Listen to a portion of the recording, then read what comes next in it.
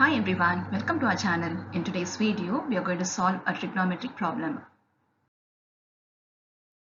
If sec𝜃 plus tan𝜃 equal to P, prove that sin𝜃 equal to P square minus 1 by P square plus 1. So let me take the sec𝜃 plus tan𝜃 equal to P.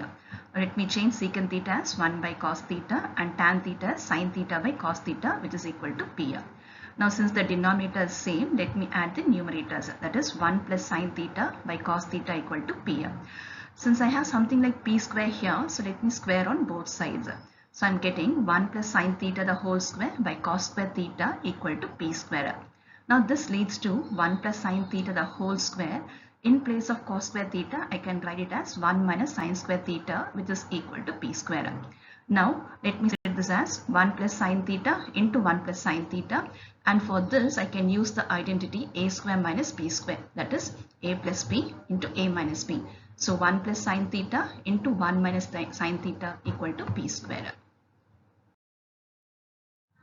Now that 1 plus sin𝜃 by 1 minus sin𝜃 equal to p square, let me take the 1 minus sin𝜃 to the right hand side. So I get 1 plus sin𝜃 equal to p square into 1 minus sin𝜃, which is nothing but 1 plus sin𝜃 equal to, let me take the p square inside, so p square minus p square sin𝜃.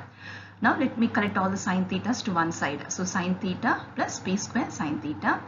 P square is already there. I'm going to take the plus 1 the other side, which becomes minus 1. Now let me take the common outside, that is my sin𝜃. So when I take the sin𝜃 outside, I'm left with 1 plus p square, which is equal to p square minus 1. So let me take the 1 plus p square to the other side. So I get sin𝜃 equal to p square minus 1 by p square plus 1, which is what I'm supposed to prove.